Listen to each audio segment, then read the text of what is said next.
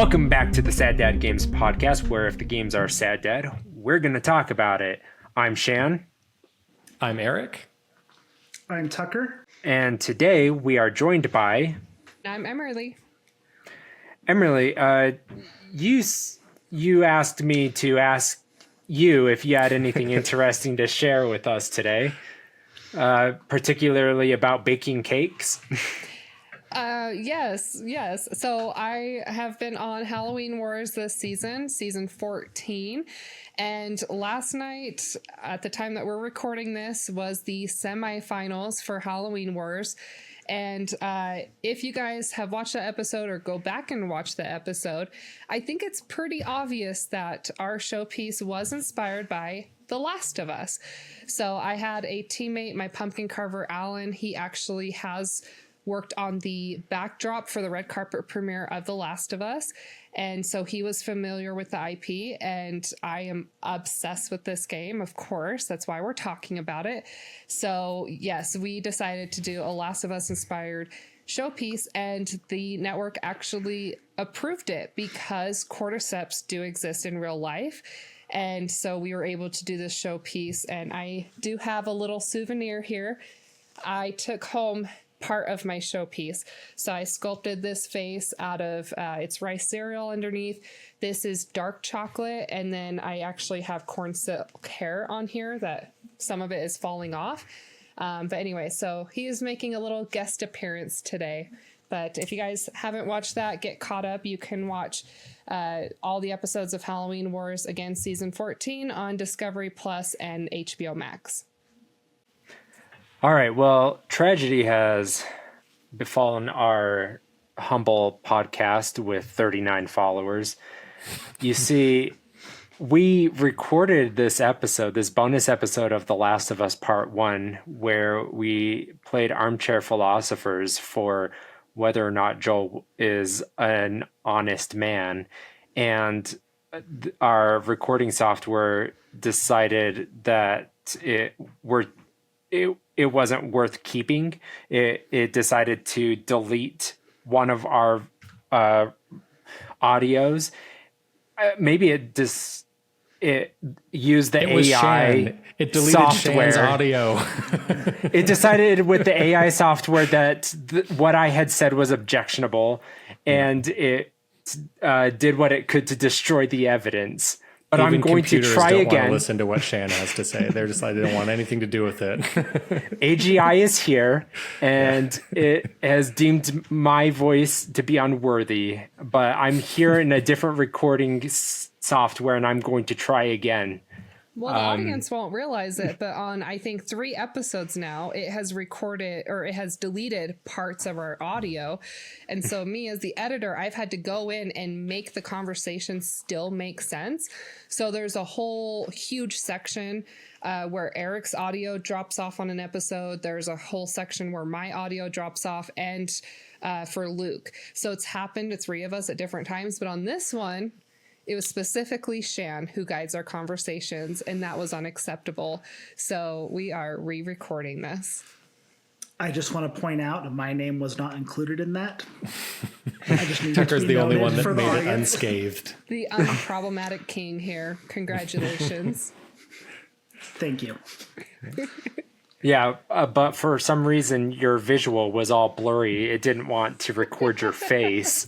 It was just like this blurry smudge. I completely understand that. I would smudge my face out too. All right, so to recap what we're going to talk about today, we are going to talk about Joel and his decision to murder a bunch of fireflies and to eradicate their extremism off the face of the planet. And we're going to decide amongst us if this was a moral decision. And we're going to try to get into our previous mindset of whether or not we were okay with it, and then decide after our conversation if we were at all persuaded.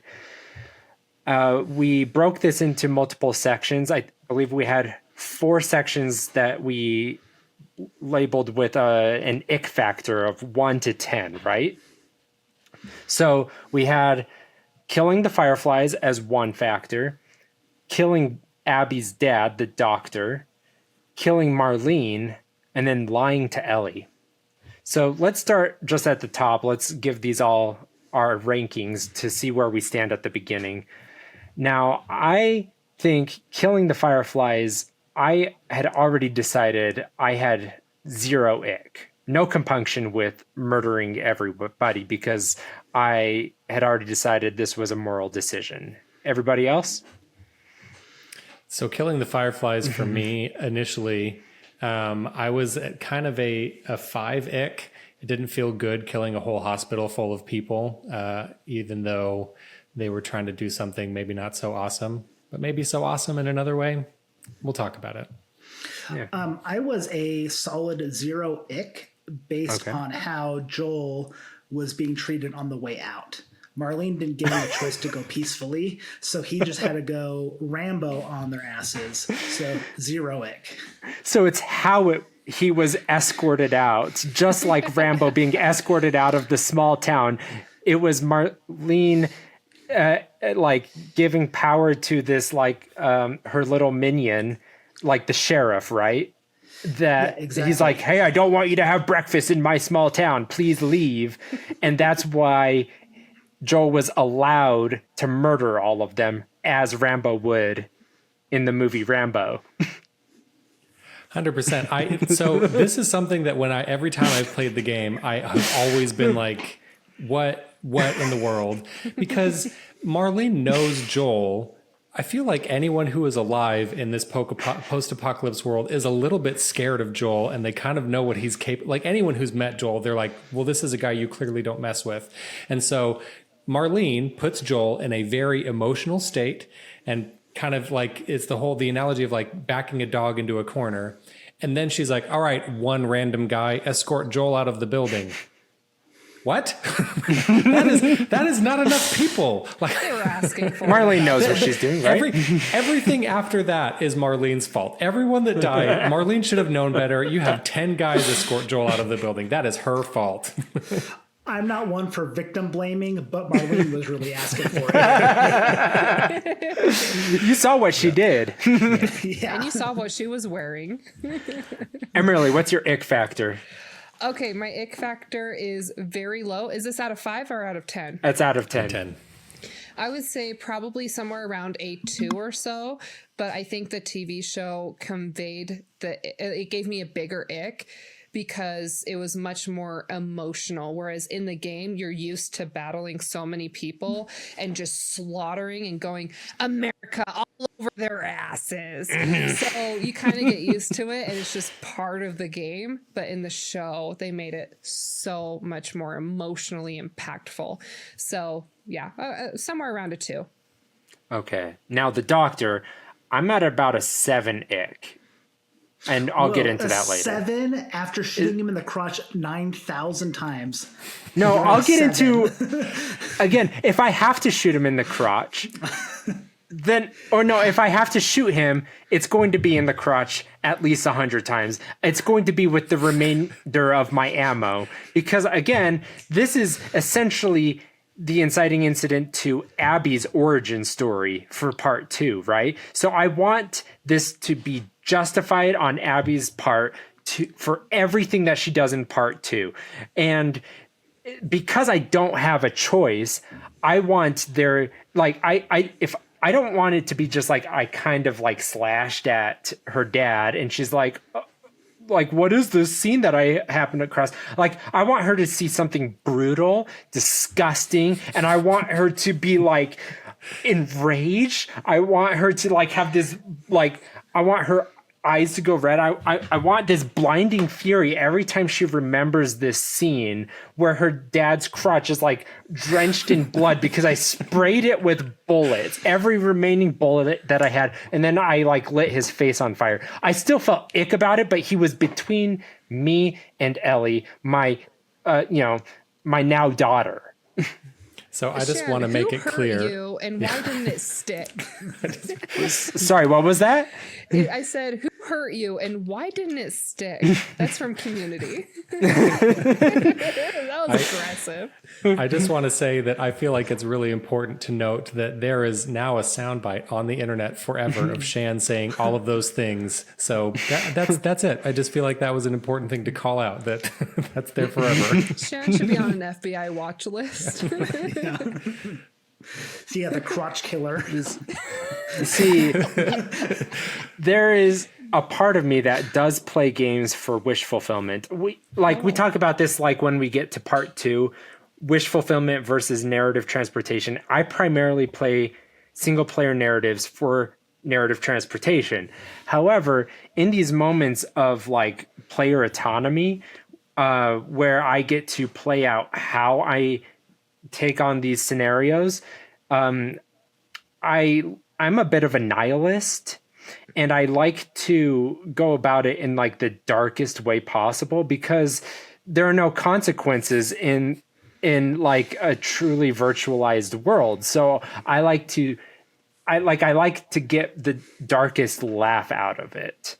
So like in Fallout 4, after you've like created all of these alliances with all of these different factions, and then you have the option to like become friends with your dad, I then went through and I murdered all of these alliances, and I partnered with my dad. And then I don't even remember if I then murdered him, but like the point is that I'm like the Joker who just like lights the pile of money on fire. I just love the darkness because there are no consequences in a virtualized world. And I know Eric really has problems with this, right? Like he doesn't like murdering NPCs. I just love the darkness because there are no consequences. That's a thing you just said. Okay, but remember, Resident Evil 4, when we played this together in college. So frustrating. We would alternate, right? Eric, you want to tell this because it's hilarious. Yeah, so Shan and I both love Resident Evil 4. When we were roommates in college, we did a playthrough where we swapped the controller back and forth every, 30 minutes or so, just so we could both play and watch each other play and have a good time. And Shan was much more familiar with the game than I was and knew all of the parts where the merchant would be. And so he'd be like, oh, it's my turn now, like right before every single merchant.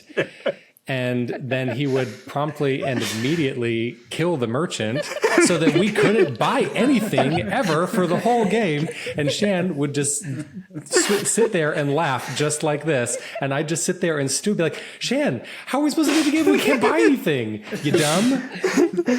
No, but in the original Resident Evil 4, before the remake, which just came out last year, like half of the merchants had red eyes, and that's how you knew that they had like been infested with Las Plagas. But they still sold you things. But I was saving us. Like there was like a moral, like a categorical imperative, which we'll talk about buy later. Things and then shoot them. That we had to eradicate all of Las Plagas because they were an infestation. He's lying. It was 100% to bother me. Yeah. Yes. Let the internet please know this, that I did not inherit the same insane genes that Shan did. I just haven't awoken it in you yet. Apparently, because when I play games like Fable, I choose all the good decisions. I make sure that I become this angelic form by the end of the game. I have a hard time choosing the evil decisions in these kind of games. This is going to be like Dennis and Dee, how like Dennis teaches her how to be like a sociopath. Oh, she's so and it starts to the click. First couple seasons, and then she just starts spiraling into the hell that is the gang. Yeah.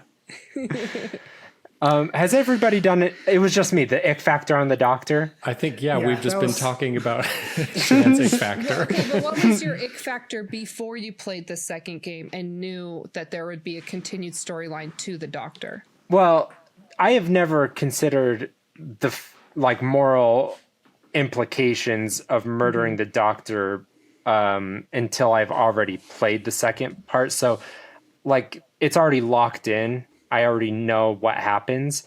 If I didn't know that and I still had then considered the moral implications of killing the doctor, I still know he is not like a categorical threat because he just has a scalpel. And there is like an alternative. Like if the game gave me an option to cap him, like shoot him in the leg, alternatively, that's what I would have done because he still has a scalpel. I still need to disarm him. I would have done that. I think that would have been the better resolution because he's not like he's not otherwise coming for me probably. However, I didn't have that option, so I had to get Ellie still in the game. So if there's no other alternative, he has to die, and so there's still like that does reduce the number from a pure 10 on like feeling bad about this. He pulled the scalpel out on me. What was I supposed to do? He had a weapon out of his hand like a cat. Just it wasn't that hard. Get that scalpel out of my face. Love it. All right, we're to Eric now, right? Yes. So ick factor for killing the doctor for me was probably similar to Shan, around a 7, because it's, that you have to do it to save Ellie, but it's arguable that the doctor is trying to do something that he really believes is the right thing to do, that he believes is good, and to create a cure for this infection. And so that makes it sting a little bit when you have to pull the trigger on him. I remember the first time playing the game, I just sat there with the gun in my hand, pointed at him, just being like, maybe if I wait long enough, it'll give me another option. And it doesn't. You have to do it. And so I'd say probably around a 7 because you got to do it, but it doesn't feel good shooting a basically defenseless doctor. He has a scalpel, but yeah. Well, I said basically defenseless. He's perfectly got a scalpel. defenseful.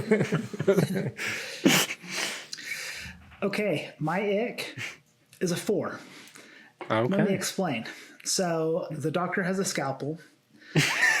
He's coming at you. He's in immediate danger. Yeah. Scalpel. It's like moths for me. Scalpels are what moths are to me. Scalpels are to Joel what moths are to me. There it is. So, no. This is a post-apocalyptic world. This doctor has probably been working on a cure for years and years and years. He is now obsessed about finding a cure. If you take Ellie and he's left alive, he's going to obsess about it and gather everybody he possibly can to come after you. This trait is genetic. It is confirmed in the second game because Abby is obsessed with Joel and will do nothing will get in her way to come and kill Joel because Shan pumped 85 rounds into his crotch. And he barbecued his crotch too. Yeah, right. Barbecue. And his face. Detail. Yeah. Yes. Yeah. Abby had to identify him by his dental records. Yeah. She doesn't discuss this in part 2. You have to kind of fill in the blanks. Yeah. For all Abby knows, her dad could still be alive. Yeah. His body was unrecognizable. So that's why it's a 4 for me, is because similar to Marlene, I think that doctor is just going to come after Ellie because he has been working on this cure most likely for years and is already obsessed about it. And who knows how many other people or animals he's killed to try to find a cure. And all of this goes through your head within With the a few seconds that he pulls out the scalpel on you. Yeah, so I'm sitting there with the gun aimed at him and I'm thinking, am I supposed to shoot him? Can I shoot him? Oh, I can. Great. Now let's go. Okay. So Now, yeah, who here shot all the nurses in the room? I did. I did. Yeah, we all shot the nurses, right? I thought you had to. I'm like, in subsequent playthroughs, I've realized that you don't have to. But I'm talking about the first time I played through the game. I was like, well, I've got to kill all of them, right? Plap, plap, plap. Like, but in subsequent ones, I've realized that you don't have to. So I've played the game probably about 4 times, and sometimes I kill them, sometimes I don't. Depends on my mood. I wait for them to funny, scream and then I kill them. Like I wait for them to stop talking. It's Shan's primary way of making people be quiet as he just shoots them. If the show Barry has taught me anything, is you never, ever, ever leave loose ends, so they have to die. You know what? Okay, this... I mean, we're going to do the ick factor again when we come back to it. Loose ends. That's an argument for lowering my ick factor. All right. We'll come back to that. I'll find a new number. All right. So ick factor on Marlene. 0. I think she had to go. Eric. This is a hard one. I think I'm going to go like a 2 or a 3 because I agree that I think that she definitely would have come after Joel and Ellie. And at this point, Joel is committed. It's not like he can be like, whoops, sorry. Like he killed the doctor. He's killed like a million fireflies. By the time he gets to Marlene, there's really no going back. And so he's like, I've already committed to this path. Marlene has to die for me to get Ellie out of here. So in that way, that's not so much of an ick factor. But it's clear that Joel and Marlene have some kind of history, probably not friends, but acquaintances who have worked together. So the fact that Joel kind of coldly takes her out does kind of feel like, ooh, like a little, And so, yeah, that's I'd say probably 2 or 3, just a smidgen of ick. I'm like a 0.5, if that. I don't want to say 0 because she's a little bit higher than the rest of the fireflies, but not much. Similar feelings as Shan. She has to go. She's going to come after Ellie. She potentially has a larger army behind her. You got to tie up that loose end. Is it because she drops the gun, maybe, that you raise it to a 0.5? Yeah, maybe. Yeah, that's probably it. Okay. But she still has a gun on you. No, she drops it, though. Does she drop it on the ground? Yeah. Yeah, she's like... lowers it. She lowers it and she says, this is what Ellie wants, right? And she tries to persuade and manipulate Joel. Oh, yeah, that's right. That, back down to a 0. I forgot about it was the manipulation. Part. You're like, she needs to die. Yeah. All right. Save me, Emerlie. Have a number higher than 0. Don't make me look like an idiot. I was gonna say 0. No! Sorry. She has to go. Softie.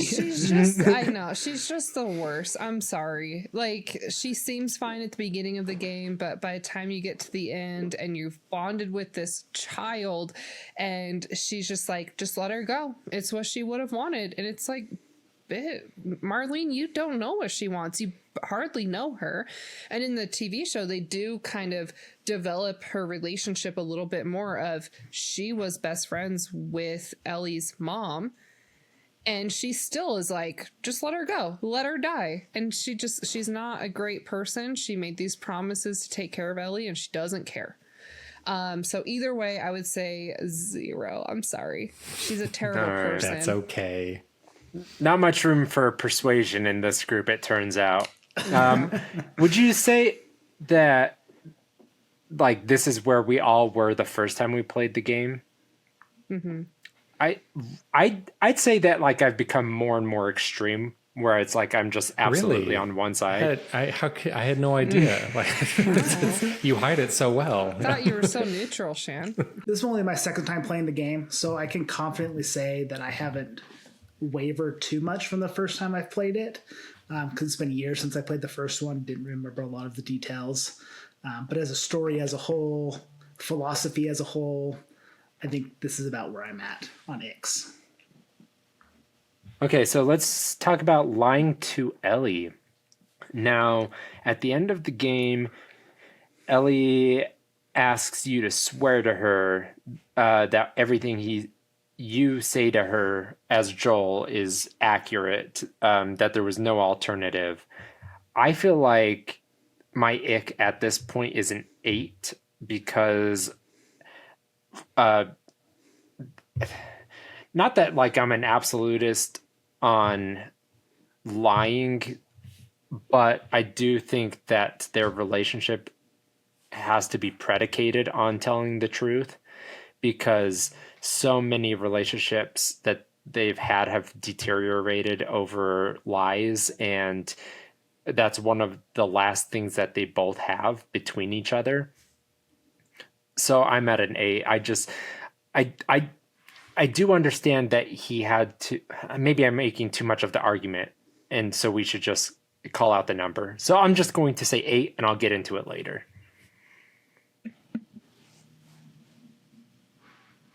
I guess that means me. I'm next. I was just soaking in what Shan was saying. This is a hard moment for me in as far as these two characters go in the story. It's like a 9 or a 10 from me. It's hard to watch Joel just look right into Ellie's face and just all the way lie to her.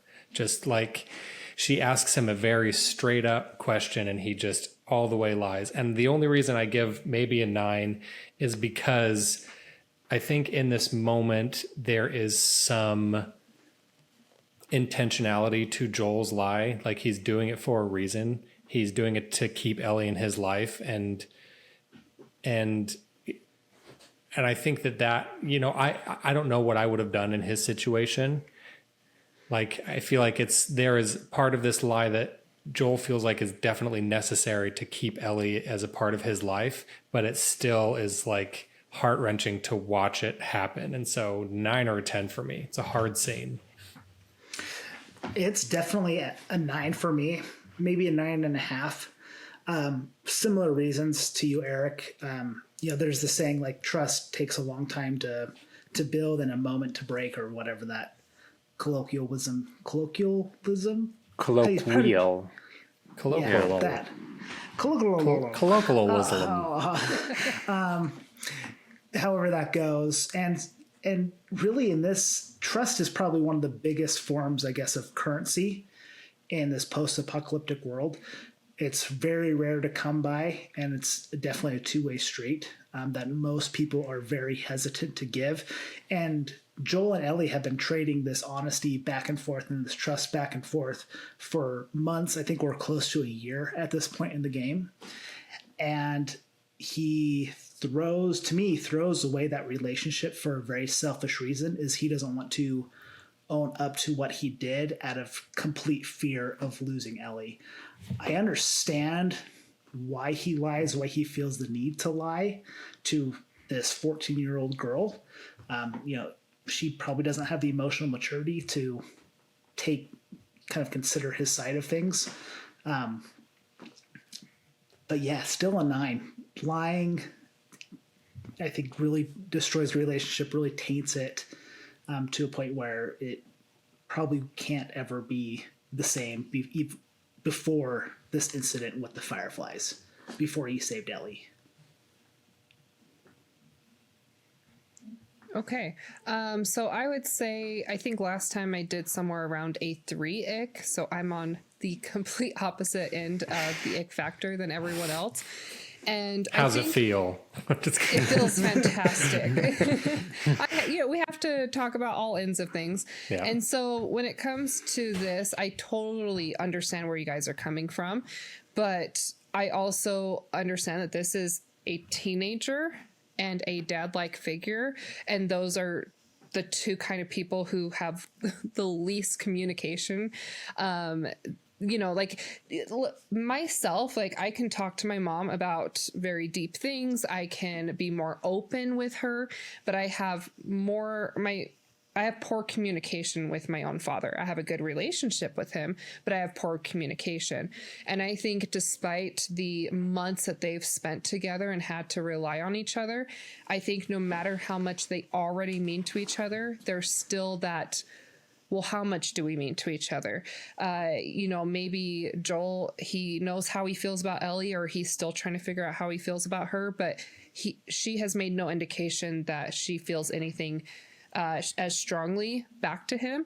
And so I feel like that kind of contributes to this lie of he felt like he did what he needed to save her, but he doesn't know if she can accept that. He doesn't know her, they haven't really bonded enough. Does that make sense? And so I feel like there's that, but I think that with her being a child and him protecting her, I could see myself lying in the fact that you're too young to know this. Maybe some point when you're older and you can really comprehend and fully understand why that choice had to be made, then you're not ready for it just yet. That's such an emotional thing to take on, even as an adult, but a child to know, hey, I slaughtered endless amounts of people for you. I shot them in the back when they're running away, things like that. That's really hard. And I think he was just trying to protect her emotional well-being. She's too young. All right. So I had the epiphany while I was playing this the last time that this is the trolley problem in like a really sordid, like a twist on the formula. Because in the traditional trolley problem, the trolley is already heading towards 5 people on the track, and you have to decide to pull the lever to kill 1 person. Now, the decision, how it's laid out, says that you would want to pull the lever to kill 1 person because it's the utilitarian choice. It's the greater good for the greatest amount of people. You only take out 1 life to save the greatest amount of people, 5 people. Whereas the deontologist response would be there's a categorical imperative or moral absolutism that says that the act of pulling the lever means that you are making a decision to take somebody's life, and we should never make that decision. You should never make the decision to intervene and take somebody's life, and so you should just let the trolley do what it was going to do. And so you should let it kill 5 people. Now, this is an interesting twist on the formula. So Marlene has already decided she has already pulled the lever. She says, I'm going to kill 1 person to save everyone. And now Joel needs to pull the lever to bring it back to killing everyone for 1 person. It's a little bit different. He needs to both intervene and kill people, and he needs to kill the greatest amount of people. Yeah, that's the interesting switch of this trolley problem. Normally the trolley is on its course to kill the least number of people, and in this situation, or to kill the most number of people, and in this situation, it's on a course to kill only 1 person. But the 1 person happens to be someone who Joel loves. And then on the other track, it's not just 5 people, it's every firefly in that hospital, and arguably the rest of humanity just in a line behind them. And so himself. And himself. And so it's a pretty weighty decision to pull the lever to change the tracks for Joel. So we're gonna talk about it. Right. So Immanuel Kant or Kant, I don't know. I don't want to look it up. I don't really care about him. But so it says in The Good Place, the TV show, they cite him as Kant all the time. And I know that show to be the source of all knowledge. So it's probably Kant. Yeah. Sounds like a real Kant. So just couldn't resist.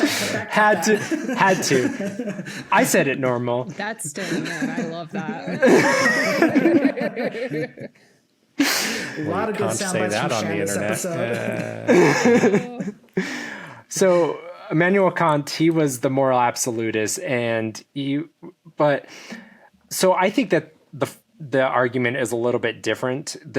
We're not necessarily arguing the categorical imperative of intervening to murder somebody.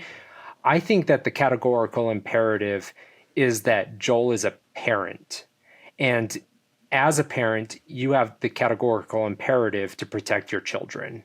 And that there is nothing, I think, so a categorical imperative as it would be defined is that it would be like telling the truth, right? Like we would accept as a categorical imperative something that we accept that we want everybody to do, because if we didn't accept that everybody should do it and people started like deciding not to do it, like if you started giving exceptions to it, then the whole thing would start to fall apart. It would unravel. And so a categorical imperative says that we should all do this because we all want everybody to do it.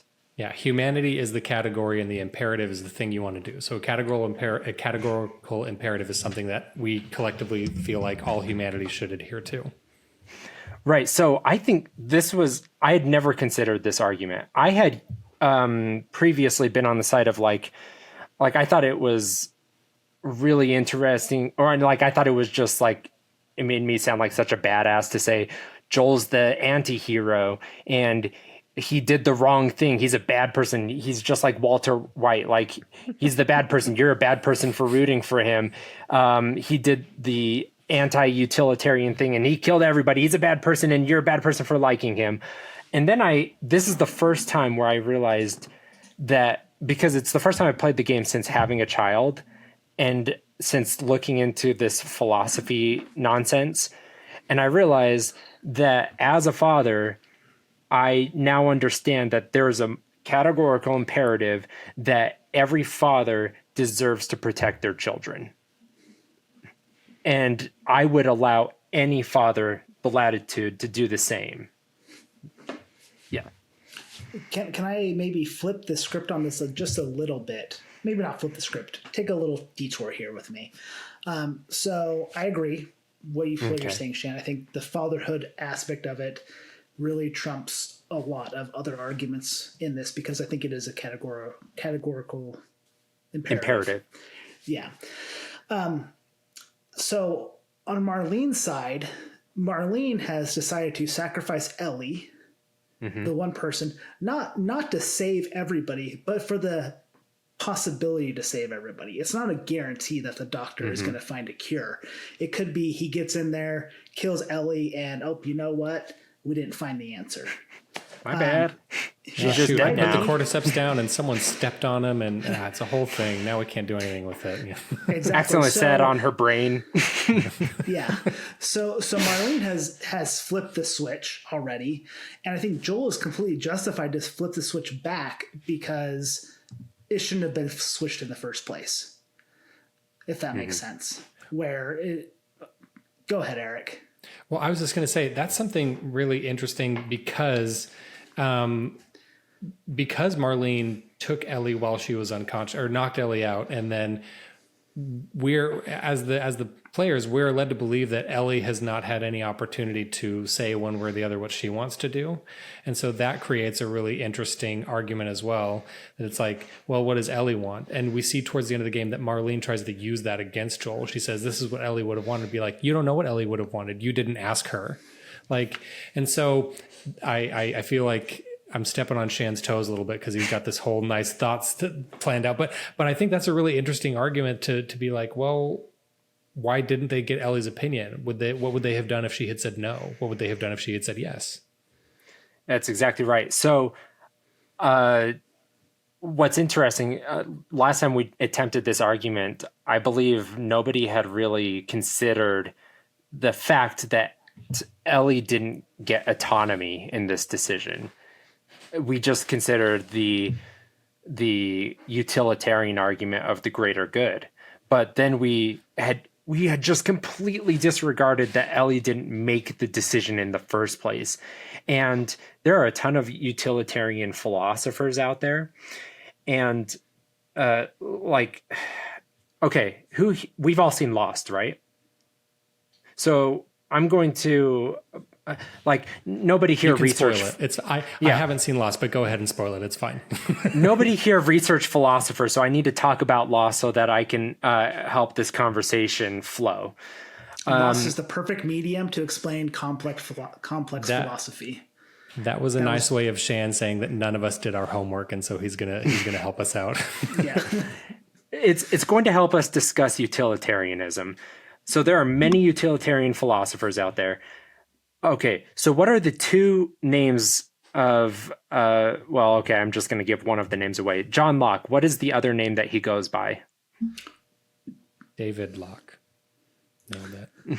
Nobody remembers? Emerlie, you're going to have to unmute yourself at some point. Only when I have something relevant to say. Right. He goes by Jeremy Bentham when he goes off the island, that's remember? Right. That's right. The thing that everybody knows. Yeah. Right, so...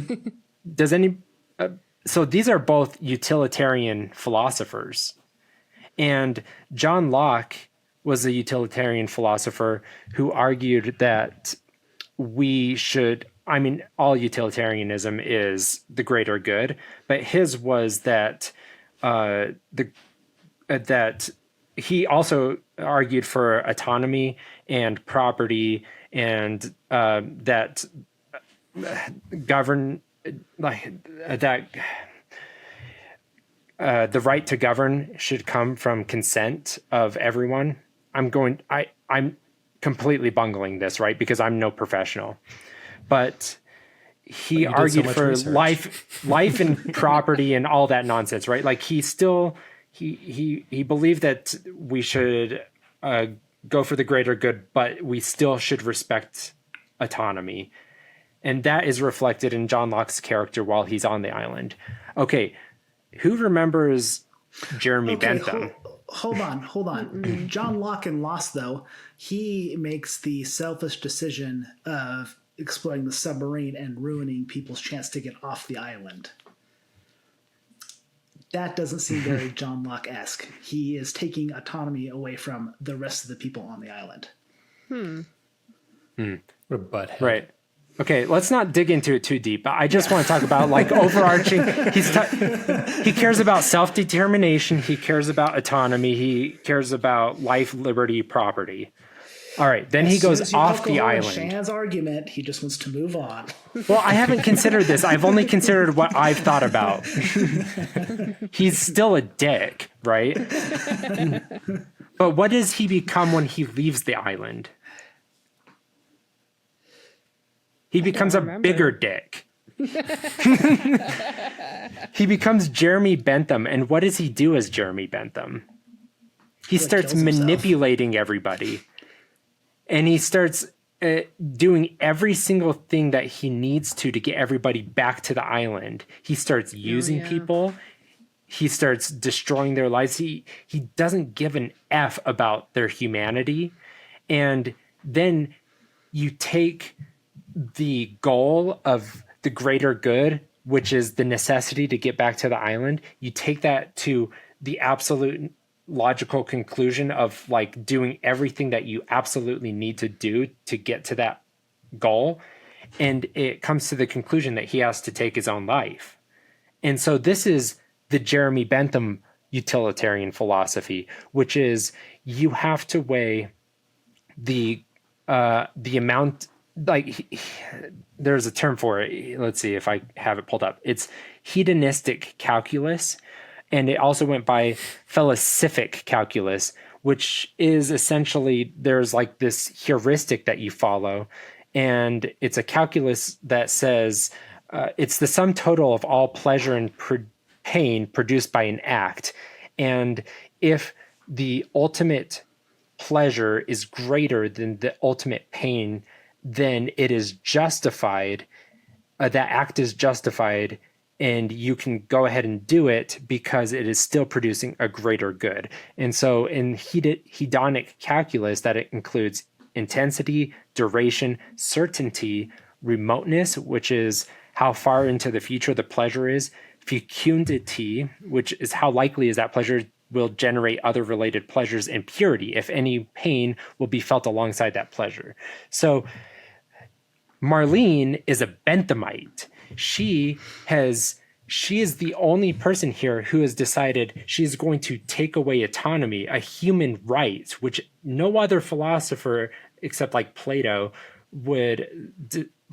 has argued that you should suppress human rights for the greater good, which is what makes her such an extremist, and she should be destroyed for this, right? Like she has decided that she should supplant human rights for the greater good.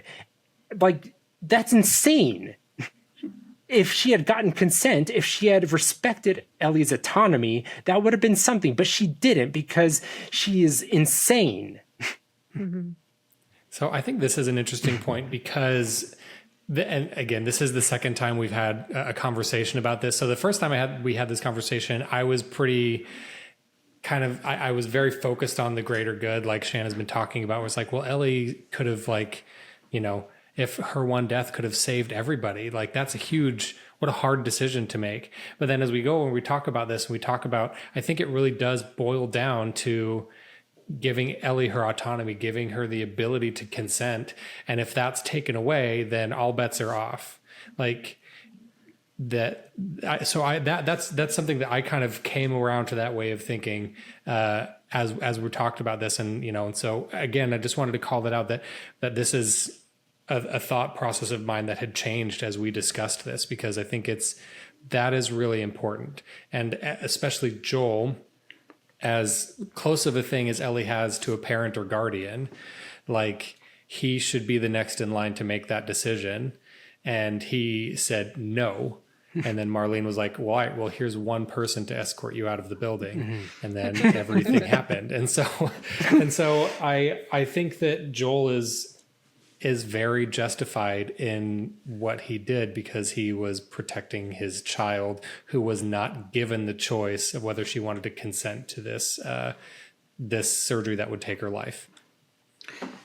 Yeah, this argument on autonomy, I think is one of the biggest reasons, now just thinking about it, of why my ick for Joel lying is so high. Because Joel also takes that away from her out of fear of what she would have chosen, or what she would have said. So he similarly is doing something that Marlene did, not giving her the autonomy to make that decision, but post actual actions. Now, I love that you said that, because that's how I was feeling, but I didn't know how to articulate it. And that's it's exactly what it is that Joel, to a much lesser degree, takes some autonomy away from Ellie by lying. At least that's how it felt to me. And that's why it felt so gross to watch him lie to her. counter argument though, do we not take away some autonomy from children for and supplant it with parental rights? Right? Like a parent has ultimate authority over a child's autonomy in most cases.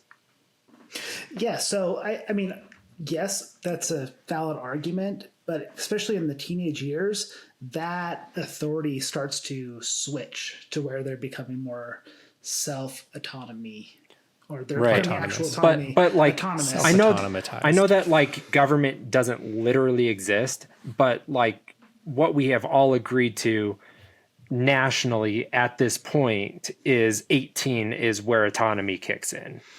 Yeah, but that's not always, I mean, legally, yes, but even like talking with my mother-in-law and my wife, is that didn't happen till much later after 18. I mean, it's kind of a constant cycle. For some kids, it happens really early and they maybe feel abandoned. For other kids, it happens, at different, I mean, it happens different for everybody. But it's this transition that always happens, but it starts in the formative years of which Ellie's in, and where she's in this crazy world. She's had to grow up faster than normal. So, I mean, I can see both sides of it, of she is too young to make that decision, but her life experience also, I think, gives her some room to have not the ultimate choice, but have a really big say in that decision. Well, and I think it's a hard, this is a more difficult example of that, because I think that, for example, when with my kids, there are some things that they don't get to make the decision. My wife and I, we make the decision because they're, 6 and 8 years old. And so they don't have the knowledge to be able to make good decisions for everything. It's like, well, Dad, why can't I go play outside when it's dark? It's like, well, because you need to sleep and you need to you need to be well rested for the day tomorrow. There's not enough light out there. Don't want you to hurt yourself. We can't see what's going on. So it could be a dangerous situation for you. And so there are reasons. But I think the difference between why it feels worse when Joel takes away Ellie's autonomy. I don't know if I like that phrase so much for this instance, but when Joel lies to Ellie here, I think one of the reasons why it feels worse is because I am not perfect, obviously, but I do my best to not lie to my kids. Obviously, they don't have the autonomy of an adult because they're children and I get to make some of the rules for them, but I try to be honest with them. And this is a situation where Joel is put in a place where if he is honest with Ellie, then he might lose her forever. And so it's kind of a rock and a hard place. But the bottom line is that he still is to her, dishonest with her. And it's hard to watch that. All right. So I want to recontextualize her autonomy, especially if we are considering, again, we're not inside of the actual confines of law because the social contract and governance has failed. But if we are saying that they have considered each other actual father and daughter, then he does have ultimate say in autonomy, especially when it's considered life and death. But let's recontextualize this again. She was just almost sexually assaulted and almost eaten by David. She is traumatized and she is dissociating. Would we ever let somebody who is in a traumatized state make a decision, especially one that would take their own life? Absolutely not, especially at 14. This is, without a doubt, a situation where a parent's authority would come into play. So I think you can make the argument that this entire society, her entire life is trauma. Yes, this was affecting her immediately after, but I can imagine the first time she had to kill somebody, she had this same dissociation. So, I mean, I agree. It's probably pretty recent to allow her to make that decision because she is still traumatized, but trauma is not something new to people in this world. Yes, but her life has been particularly traumatic as of late. Like trauma might have been her whole life, but as Shan pointed out, she very recently has been, people have tried to kill her multiple times and she survived someone trying to sexually assault and then murder her. Like that's particularly traumatic. I don't think that's in a run-of-the-mill level of trauma, even for a messed up world like we see in The Last of Us. So I think with them trying to rush into this is the biggest problem here. They never fully talked to Ellie. Don't they come and find them after she's been knocked out? So she's not even aware that they've made it to the Fireflies finally. And they probably took her as she was knocked out, and whether she came to or not before they drugged her and put her under for the surgery, who knows? So they rushed into this way too quickly. Again, she is a child, and to expect that, well, this is what she would want. No one really knows her. And they think that they need to rush into this and they need to make that decision was not fair at all. I think the only real way of being okay with that decision is if they had waited and maybe said, hey, like, you're 14 now. We're already 20 years into this apocalypse. I'm sorry, but they can wait a while longer and maybe take their time with it, do a little bit more research, kind of study her a little bit before they just rush in and kill her, you know, and take out these samples. I think that they could have taken their time with it, maybe grab some samples, do whatever research they can with whatever limited resources they have in this hospital, and waited till she was at some sort of age of consent of, are you okay with us killing you for the sake of mankind? So I think that's part of the issue. I mean, it's so overly complicated because even assisted suicide in our modern society is still a very controversial thing to do, and people can't agree on that either. And that's with people willingly wanting to end themselves because they have been through so much pain and hurt and trauma, or, you know, their mental health or physical health is so severe that they're like, I just don't want to do this anymore. But you're taking a healthy child and saying, well, we're just going to end your life. So there's a lot of things around this that's very complicated. And if they had just waited, and never mind that no one really likes or trusts the Fireflies. And especially Shan. Especially Shan. They're a bunch of dicks. So imagine if you found out the Fireflies in this world came up with some kind of cure, a supposed cure for everybody. Would you immediately believe them, and would you be okay with taking some kind of vaccine? I would start the anti-vax movement. Exactly. You would be anti-vaxxer on this situation. The cordyceps vaccine gives you autism. Don't take it. Yeah. Yeah. So the chances of them being able to make a cure in this world, and is this doctor, Abby's dad, does he actually know how to make cures? Because he's a doctor, sure, a vet, maybe. I don't know. It seems like he works with animals too. Maybe he was a vet that turned himself into a doctor in the apocalypse. But can he make a vaccine? Yeah, that's a completely different line of study. And so for us to actually expect him in limited resources in this post-apocalyptic land to be able to just dissect or pull it out, figure out some kind of cure, and actually be able to distribute it to the masses, and for them to allow it? No. And especially in these places with the, what is it, QVC? Mm-hmm. Yeah. Would they ever let the Fireflies march in and say, hey, we have a vaccine for everybody? No. Well, they could implement Project Warp Speed and get it out to the masses very quickly. Sure. Yes. I'm sure they could just do that. If you know that, you're online way too much. Yeah, so that's another issue. Can he make the vaccine? Is that actually something he's capable of doing? And can they actually distribute it to the masses across the whole world? And then they've got to test that by trying to get these people infected to see, did the cure work? There's a lot of issues surrounding this. And they were just gung-ho wanting to run in and just, yank that out of her head and kill her. Eric, you had something to say, right? Oh.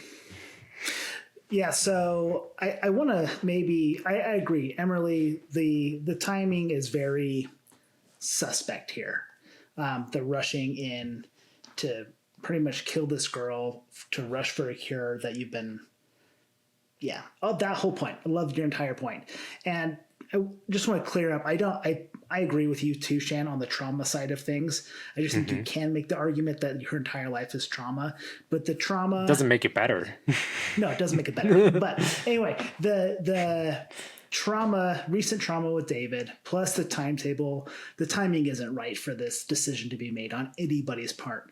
I completely agree with you, Emerlie. Like, give us some time.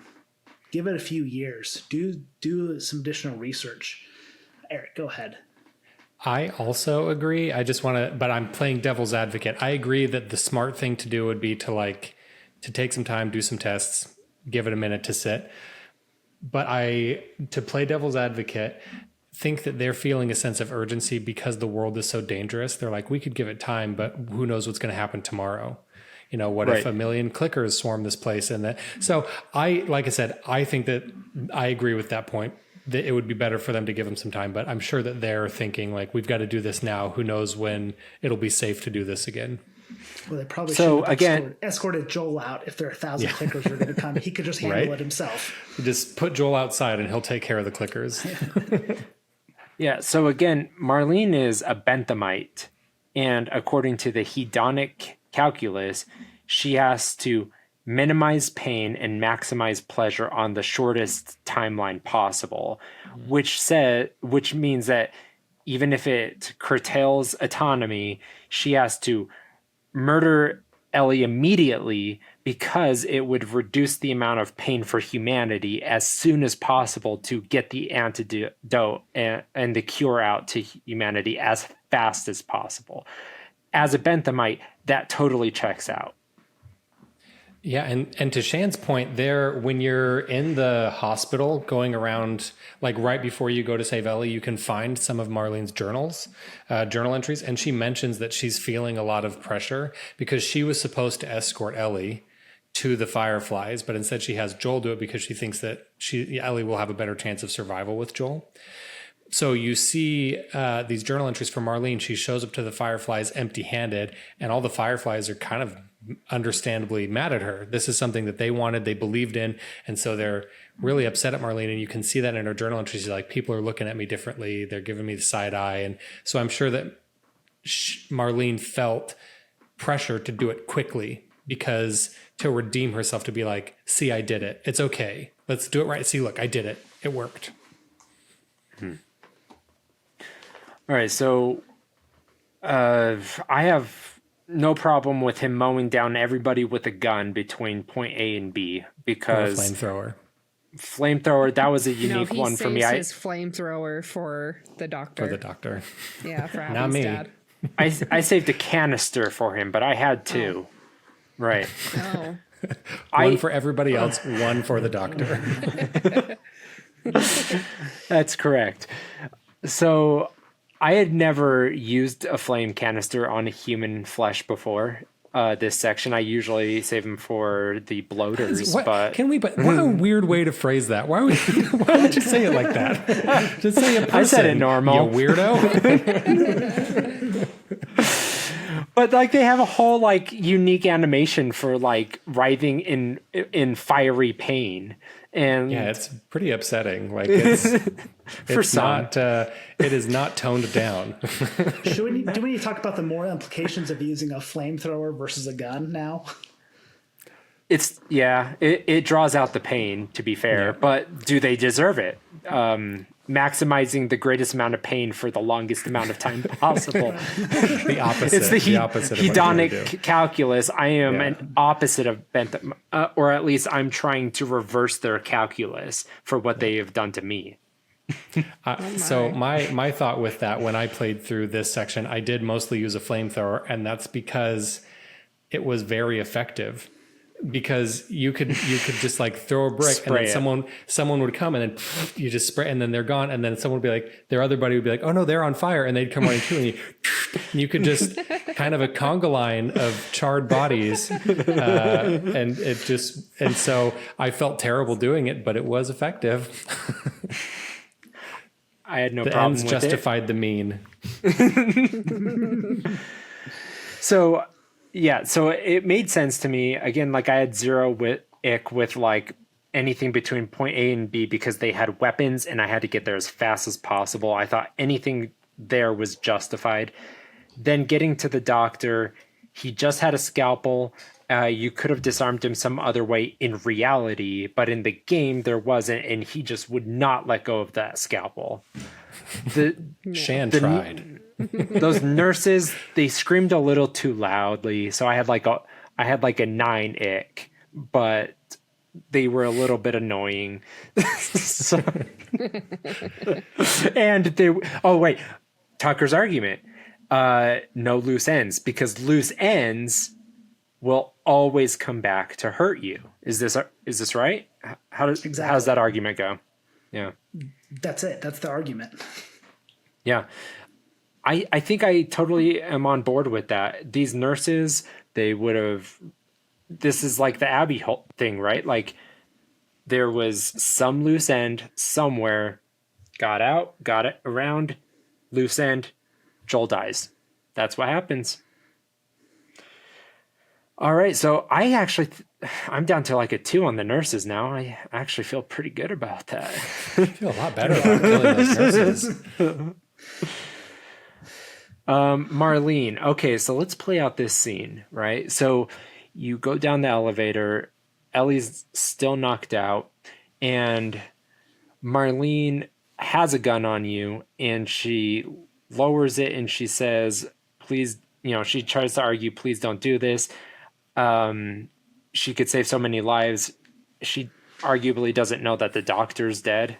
I don't know how she would not know that, because you have Ellie and that's where she was, and Joel's a murderer. Maybe she doesn't think that he would go that far. I don't know. Well, he had Joke's a on scalpel, her. so Maybe she thinks she could find another doctor, even though it's pretty much impossible. And so she lowers her gun and she tries to manipulate him by saying this is what she wants. I don't know that she knows that's what Ellie would want, because after she says it, she sees Joel's reaction and she says, oh, you know this. I don't know that even she knows this. She just says it, sees how it sticks, and likes that it sticks, and then leans into it. Is that how everybody else sees it? yeah, I think 100% that I think that Marlene is trying to manipulate Joel here, and I think it's probably, at least how I read it, is that she was more interested in saving her own life, because I think that she must know that if Joel is walking out with Ellie, that the hospital upstairs is not in a good situation. So I think that at least part of her is like, I don't know if we can salvage this cure. Joel might have ruined that already, but he's here with me now and he has a gun. I'm going to see if I can talk him down. And so I think she's trying to manipulate him to get him to not kill her. I don't know. Couldn't she have just taken him out at this point? So I think the fact that Ellie is almost like a human shield here kind of stays Marlene's hand. Yeah, she could She's not a good shoot him shot. in the leg. Yeah, she could shoot him in the leg maybe, but as we see in part 2, not good enough on Joel. Yeah, Not enough. He's still going to shoot you. So yeah, I think Too risky. too risky. So I agree. Like, I think Marlene is thinking, okay, the only way out of this is if I convince Joel to let Ellie go and come onto my side. And I think that's where her manipulation is. I don't think she necessarily sees it as manipulation. I think she sees it as trying to reason with Joel to get him to her point of view, her side, so she can live. Well, and she knows that Ellie is what is most important to Joel. Just based on his behavior here, Marlene is able to figure that out. And so that's what she uses to try to change Joel's way of thinking, is this is what Ellie would have wanted. You should do what Ellie would want, even though it's actually what I want. Absolutely. I don't think just because Marlene is an extremist, that's why she had to go, because, freedom of speech and all that nonsense. But Whatever. that's going to be clipped and taken out of context. Freedom of speech and all that nonsense. Shan Miller, 2024. Yeah. But it's because he has to protect Ellie, and she will come for her. Like, there is no doubt in my mind, because Marlene has shown what she would do to Fedra as an extremist, to assert her idealism as an ideologue. She would use violence because there's nothing she can't justify to get what she wants. And she would keep coming for Ellie because she thinks it's the greatest good. And she wants that cure. There's no stopping her. Yep, I agree. I think if Joel wants it to end here, it needs to end with Marlene. And she's a very powerful leader. She knows how to corral another group of people. Yeah. It would have just been another set of fireflies. Let's extinguish this light. With lots of bullets. And ironically, a flamethrower. Yeah. Emerlie, do you have anything to say about all that? No? Let's just move on then. Okay, That was very beautiful. It wrapped up very nicely. All right, so lying to Ellie, as we've established, he's a father figure. One of the most important tenets of their relationship is trust. Now, I do think there is essentially a categorical imperative to telling the truth in a parental child relationship. I'm not 100% an absolutist on this. I do think there are lies that outweigh the cost of telling them. However, I was thinking about this just this last week, even where I think that it's okay to lie, and obviously my parents are going to love me justifying lying, but I've realized, okay, where I think you cannot lie, right, is when you're using it to manipulate and get something from someone. So to extract something or manipulate. And that is essentially what he's doing with Ellie here. He's trying, but there's two sides to this argument, right? Is he doing it selfishly, or is he doing it because he's protecting her?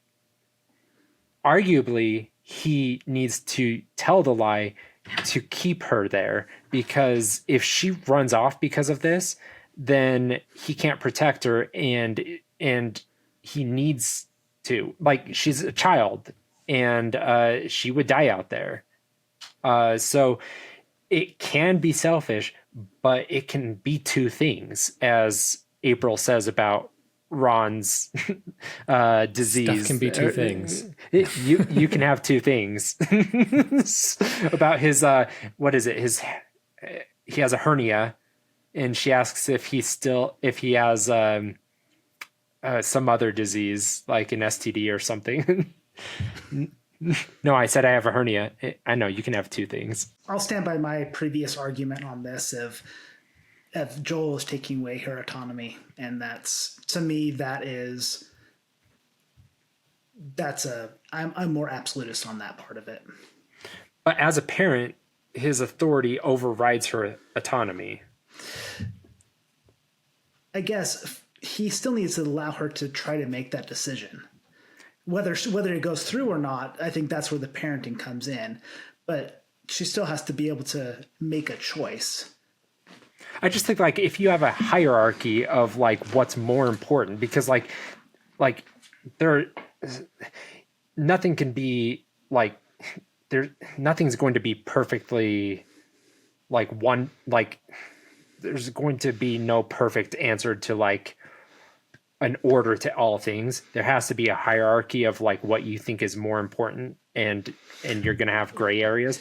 I just think personally, as like the parental authority is more important than her autonomy as a child, because he has life experience and she's been traumatized. In this context, his parental authority is more valuable.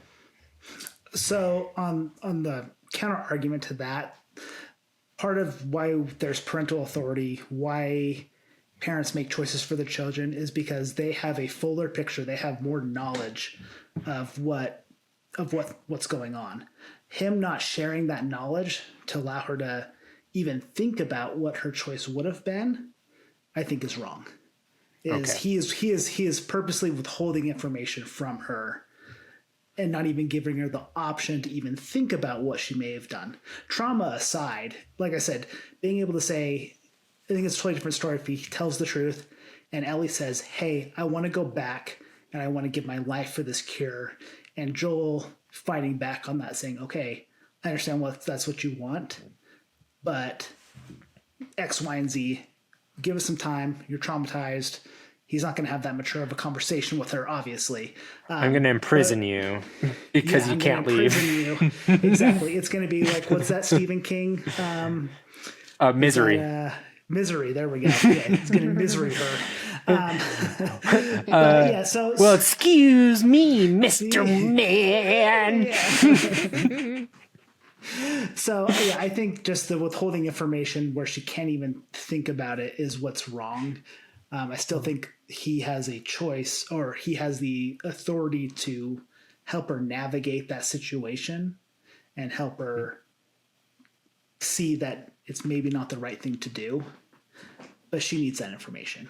I would say, going back to my argument, I have a very low ick, but I just want to point out, I think that ick is very low if he has the intention of telling her eventually.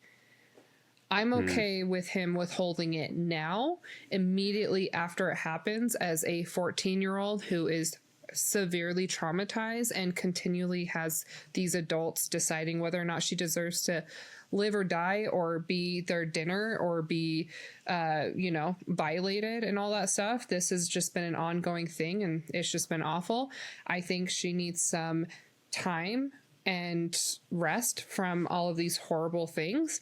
And I think she needs to become more mature and get some separation from that before he tells her.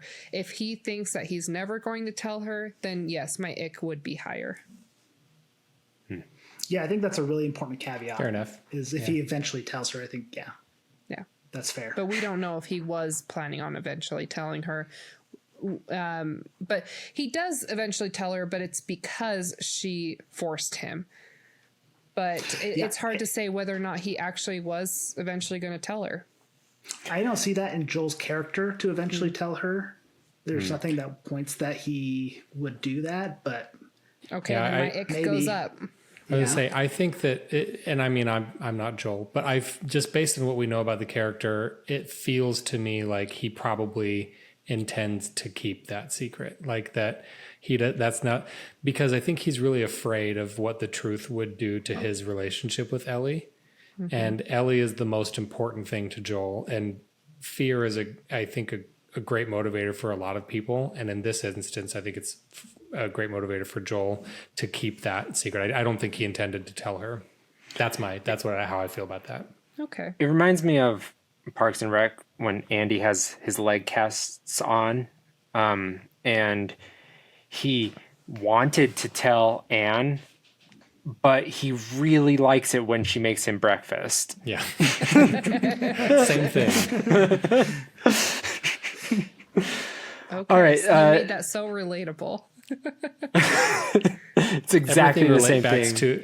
Everything relates back to a TV show if you think about it. Yeah. Yes. But I really like it when you pretend to be my daughter.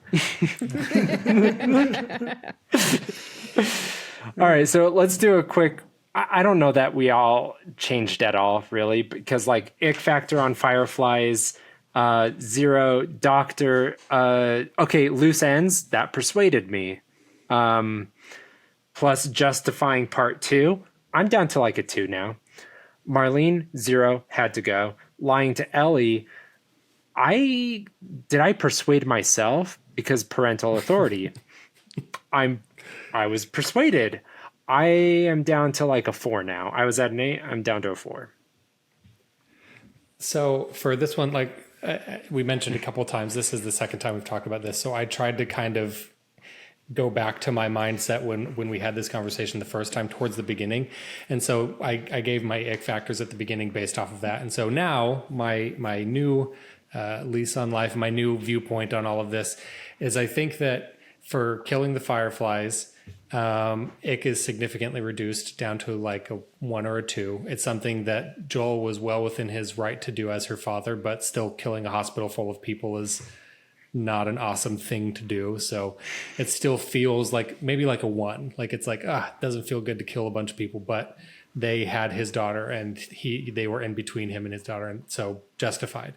What was the next one? I got my orders mixed. Oh, the doctors and the nurses. Doctors and the nurses, I'm going to stay similar, like a 3 or a 4. It still feels bad to kill relatively harmless doctors.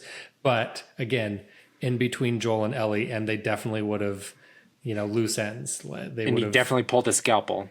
Yeah, he definitely pulled a scalpel in a dangerous situation. And then killing Marlene, significantly less of an ick. Marlene is manipulative. She just is doing what she wants to do. She really strongly believes that it's right. And it's easy for her to believe it's right because what she's trying to do is find a cure for everyone, but at any cost is not justifiable. And so Marlene is down to like a 0 or a 1. And then I'm going to stay about the same on Joel lying to Ellie, like a 9. It still doesn't feel great. It's hard to watch. So I'm still a 0 on the Fireflies. The doctors, I can't remember what I said at the beginning. Did I say a 4? I feel like I said a 4. I don't know. Probably. I'll have to check it. Check the tapes. But I'm probably at a 1 here because of loose ends. No, screw it. I'm at a 0. No loose ends. Kill them all. Kill them all. And then Marlene, I'm like at a -1. I think she really, really deserved it. Like I wanted to say less than 0. Yeah, Oh, was less that than an 0. option? I wanted to. Shan would have gone the- out of his way if Ellie was Yeah. over here and Marlene was like way up. He would have all the way around to get Marlene before he left. If he could wanted- have saved I wanted- a canister of fire for her specifically, he would have. I wanted the 11 equivalent of 0, but this goes to 11, right? But I Yes. wanted that for the opposite side of the scale. -11. Emerlie really convinced me with the rushing it side of Yes. things, and she just giving into peer pressure from other Fireflies. Did she not take the DARE program in school? Say no. Just kill this one teenager. Everyone's doing it. Just do it. And then for Joel lying to Ellie, Shan convinced me a little bit with the parental authority. So I was at a 9. I think I'm now probably down to, I'd probably say like a 6 on Nice. that. I would be a whole lot lower if Joel has the intention of telling her later on. If that was really part of Joel's character, I'd probably be at like a 3. But I don't think it's part of Joel's character, so I'm going to stick at a 6. That's fair enough, but I'm surprised how much you were willing to sway because you were the most determined that this was the ickiest of all Well, things. I appreciate that you play like the devil's advocate pretty ardently, even though in your head you're actively being persuaded. Like that's good. Okay, I would say my ratings pretty much stay the same ish. And when it comes to killing the doctor, I have a low ick for killing the doctor without the knowledge of who he becomes later when we find out in the second game that it was Abby's dad and we learn more of a backstory. Obviously that raises the ick, but I'm trying to judge this mostly based off of this game as a solo. So low ick, but the nurses are where my ick goes up because they're no threat to you. They're cowering. I remember the first time I played it, I was like, am I supposed to kill them? Like it was questionable for me too. I'm like, what am I supposed to do here? And I think I ended up shooting them and I could have just walked away from that. The nurses, yes, that's a higher ick. All the people in the building, that's still low ick. And Marlene is just the worst. She really just solidifies everyone's death. As you've said, Eric, so many times, she only chose one person to escort him out. That's insane.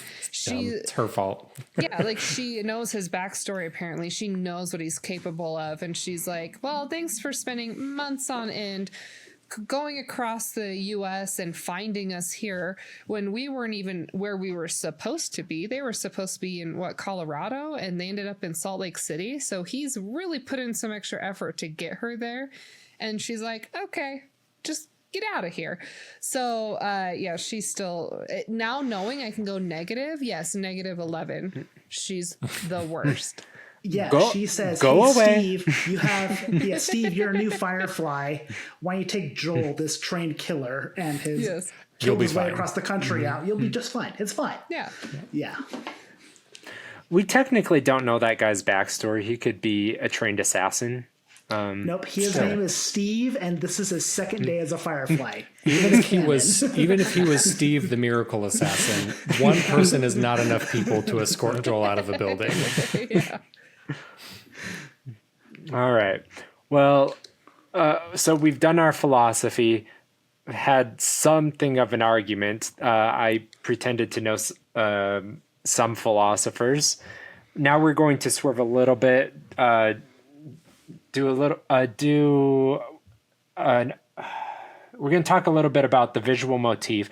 I feel like they focused in the game a lot on Americana, right? Did everybody kind of pick up on that this time? You pour over the details of the game in every single setting.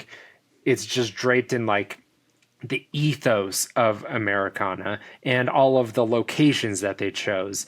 And just like the nature of like trekking across the country feels like an American story. Is that how everybody felt? Yeah, the trekking is very much so American. You have Manifest Destiny, which has been woven into America since the founding. Since Lewis and Clark really left. What I really love is the stops along the way feel like it's progressing through American history. We start out in Boston, kind of Revolutionary War, early stages of America. You move to Pittsburgh, where it's very industrial. You have Industrial Revolution, and then you move across the country. You hit kind of this old West area with Jackson, and then finally end up in Salt Lake, which we're all familiar with Salt Lake. A lot of us live in the area. I don't want to say it's Pilgrims, the right? the most modern place, but it's I think represents more of the modern day America. In the West, things are a little bit newer, not as draped in history, and still there's this kind of rough edge to it.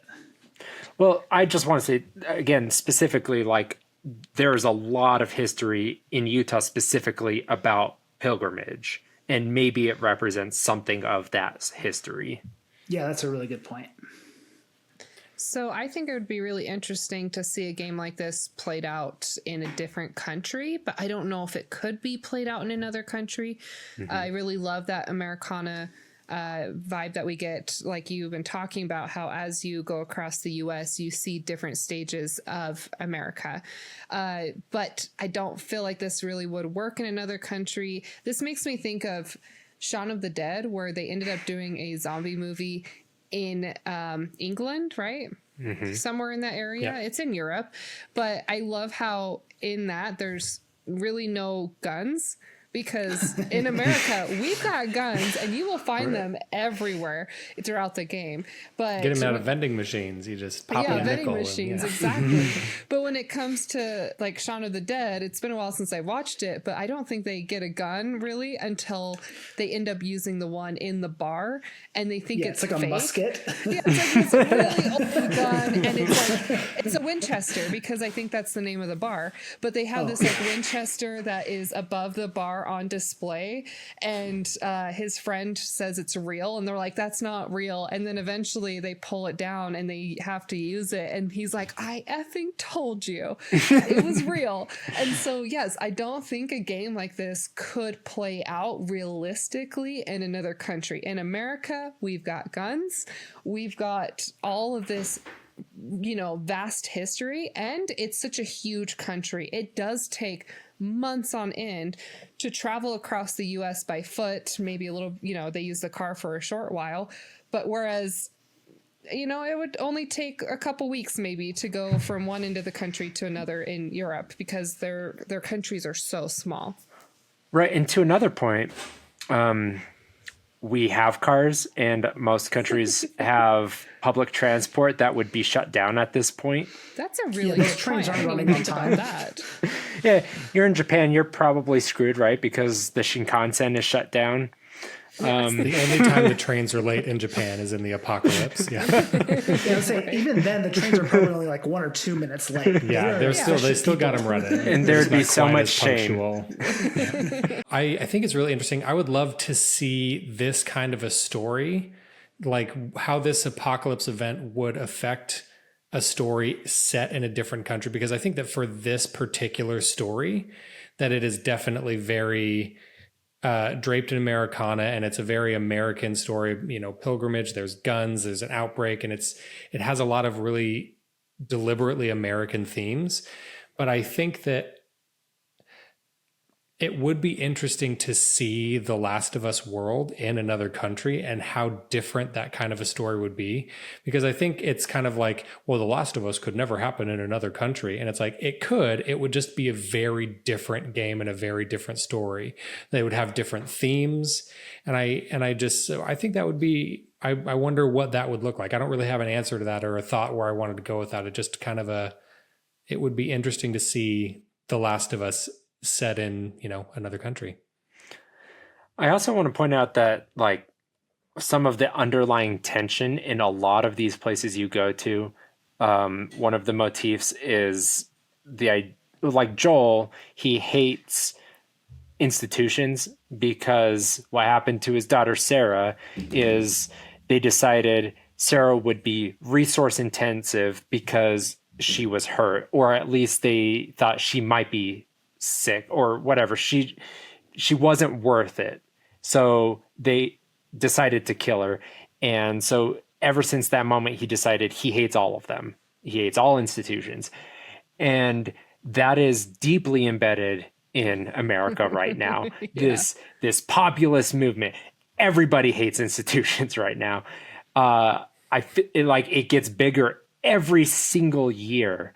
And I think that's a big reason why like everybody loves Joel. Is I don't even think like I noticed that theme the first couple times I played this game, but like you're still resonating with his character because he's pushing back on Fedra, he's pushing back on the Fireflies, he just hates all of them, and all of us are just like, we just don't trust institutions. That's American. we are skeptical. We hate authority.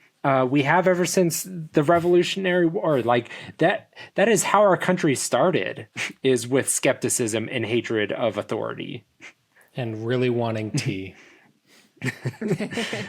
That's what Eric knows about history, is something tea party. They did a tea party, and there was and there was probably, you know, and stuff. You get it, yeah. Yeah. The only thing that would make Joel more relatable is if he was being taxed, and then that would be the complete Americana circle. That was the alternate story, is that Sarah got killed for tax reasons, and so Joel, but they decided to scrap it. So He couldn't claim her as a dependent anymore. Tax rate skyrocketed. His return was decimated. Ended up owing the government a lot of money. It was just a bad year of 2003. that sounds like an even scarier horror story.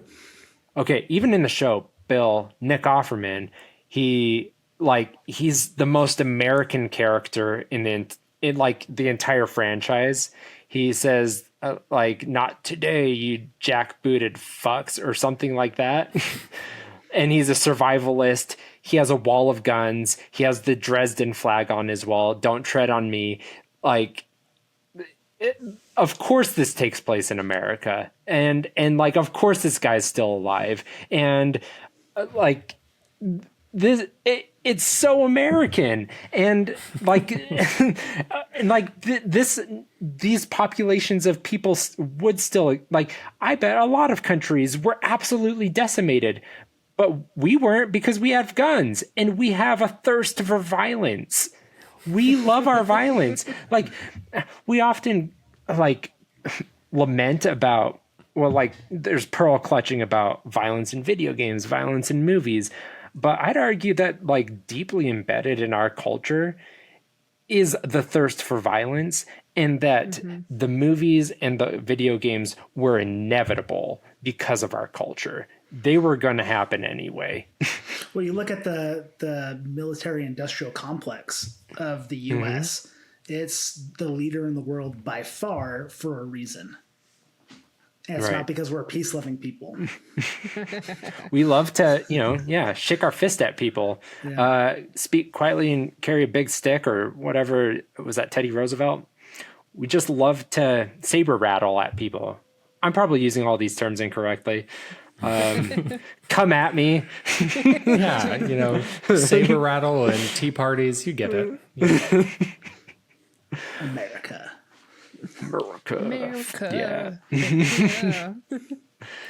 But yeah, so I think that's why they, Neil Druckmann and the whole team, I think that's why they focus so hard on using Americana as a visual motif.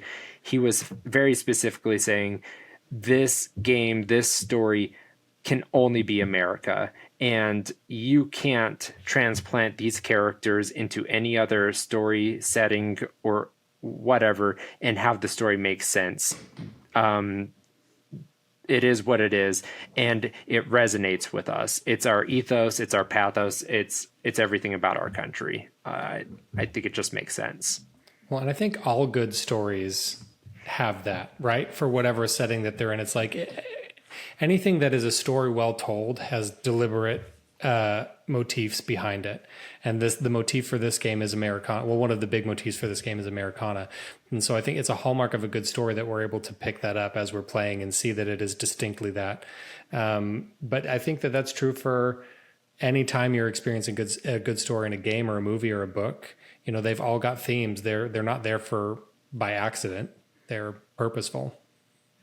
Yeah, they're really what ties everything together and makes it a cohesive story, even if it's something we're not consciously aware of. Like the first time I played this, the idea of Americana wasn't on the forefront of my mind, but reflecting back on it, it's, that was the common thread through everything. That's why it felt so complete. That's why it just felt like a great story. Mm-hmm. Well, that's going to do it for us today because we've run out of things to say. That's our bonus episode. We're philosophers now. We are great at picking up symbology in stories. We're honestly just pretending, and we got half of it wrong, I'm sure. But we're having a discussion. We're not professionals. And we hope to grow this community so that other people can correct us, because if there's anything I know about growing a community, is it grows fastest when you say things incorrectly, because that's the only way to get people to engage with you. So we're trying to be as wrong as quickly as possible. So please point out all of our mistakes. And no, I'm just, but yeah, I don't have anything else to say. I don't know why I started talking. Y'all are great. All right. Join us or like, subscribe on YouTube, on Apple Podcasts, on Spotify. Yes. Is that everything everywhere we are right now? Yes, we are currently on YouTube, we're on Spotify, and we're on Apple Podcast. So those are the current places you can find us. Eventually, we will have TikTok and Instagram. There's a lot coming out, but for full-length episodes, it's those first 3 options. All right, and then after this, The Last of Us, we are jumping straight into The Last of Us Part 2.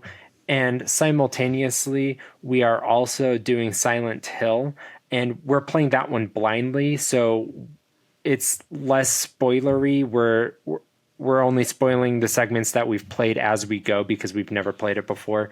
And please also watch Eric's Indie Corners, where he tries to persuade you to play the games he loves the most and support budding developers as they aspire to do what they love. Do it. Indie developers deserve your money and your love. They're amazing. Yay.